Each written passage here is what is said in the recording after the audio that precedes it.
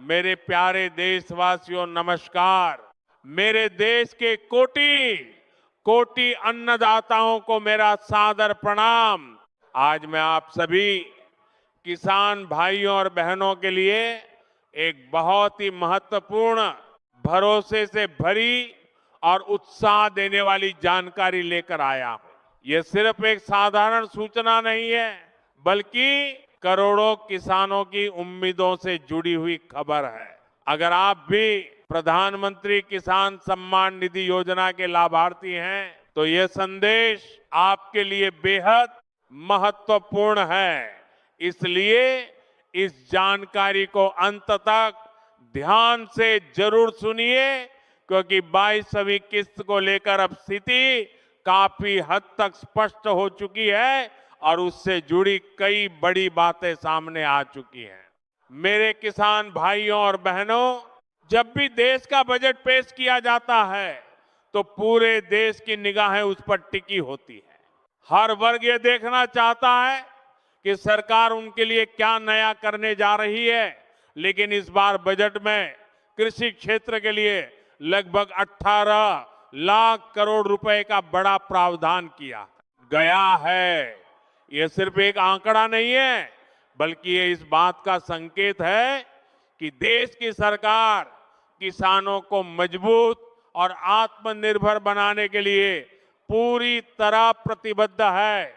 आज हर गांव, हर चौपाल और हर मंडी में एक ही सवाल चर्चा का विषय बना हुआ है।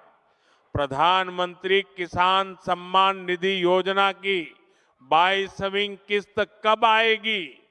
किसान भाइयों के मन में यह भी सवाल है कि क्या इस बार राशि बढ़ाई जाएगी या फिर पहले की तरह 2000 ही दिए जाएंगे।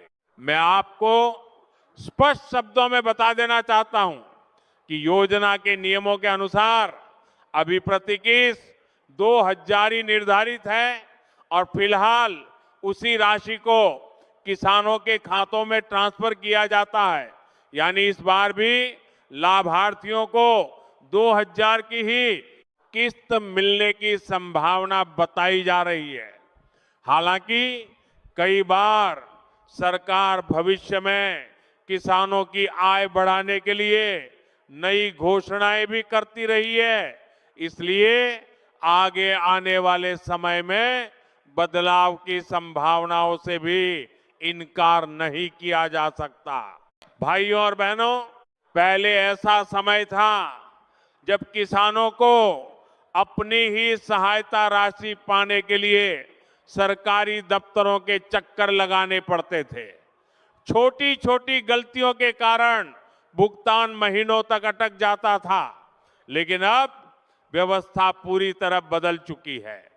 अगर कई डिजिटल इंडिया के इस दौर में सरकार ने डायरेक्ट बेनिफिट ट्रांसफर यानी डीबीटी प्रणाली लागू की है, जिसके माध्यम से पैसा सीधे किसानों के बैंक खाते में भेजा जाता है। इससे बिचौलियों की भूमिका खत्म हो गई है और पारदर्शिता भी बढ़ी है।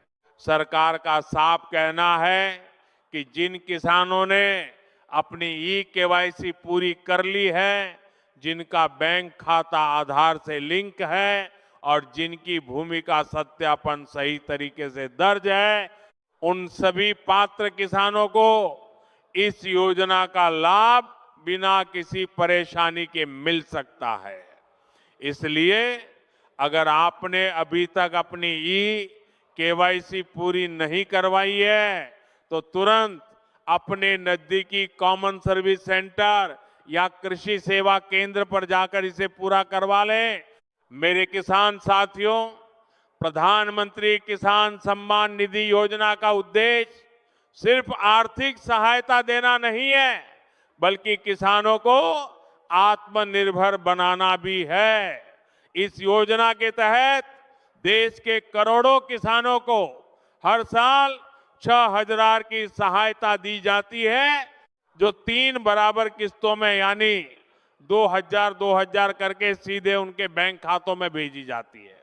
कई लोगों को ये राशि छोटी लग सकती है, लेकिन जब बीज खरीदने की जरूरत हो खाद लेना हो या खेत की छोटी मोटी जरूरतें पूरी करनी हो, तब यही सहायता बहुत बड़ा सहारा बन जाती है।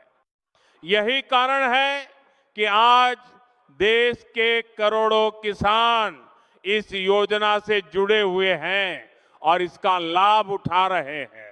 आज का भारत तेजी से बदल रहा है। खेती में नई तकनीक का उपयोग बढ़ रहा है।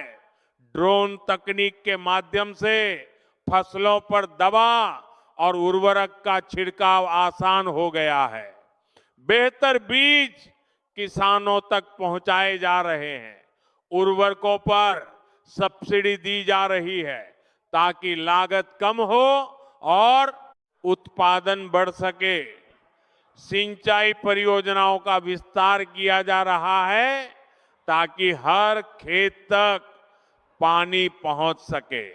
सरकार का लक्ष्य सिर्फ किस्त देना नहीं है, बल्कि कृषि क्षेत्र को आधुनिक और मजबूत बनाना है। आने वाले समय में किसानों के लिए कई नई योजनाएं और सुविधाएं भी शुरू की जा सकती हैं। इनमें बेहतर मंडी व्यवस्था, किसानों को सीधे बाजार से जोड़ने की व्यवस्था और आधुनिक कृषि उपकरणों को बढ़ावा देना शामिल है। मेरे किसान भाइयों और बहनों, अब बात करते हैं उस सवाल की जिसका आप सभी को इंतजार है। विभिन्न मीडिया रिपोर्ट्स और आधिकारिक संकेतों के अनुसार प्रधानमंत्री किसान सम्मान निधि योजना की अगली किस्त की प्रक्रिया अंतिम चरण में पहुंच चुकी है। लाभार्थियों की सूची का सत्यापन किया जा रहा है और बैंकिंग सिस्टम को भी तैयार किया जा चुका है। जैसे ही सरकार अंतिम प्रक्रिया पूरी करेगी, उसके बाद करोड़ों किसानों के बैंक खातों में किस्त की राशि ट्रांसफर कर दी जाएगी। इसलिए जरूरी है कि आप अभी से अपनी सभी जानकारी की जांच कर लें, सुनिश्चित करें कि आपका बैंक खाता सक्रिय है, आधार लिंक है और केवाईसी पूरी हो चुकी है। अगर किसी किसान की किस्त रुक जाती है तो अक्सर उसका मुख्य कारण अधूरी केवाईसी, आधार में त्रुटि या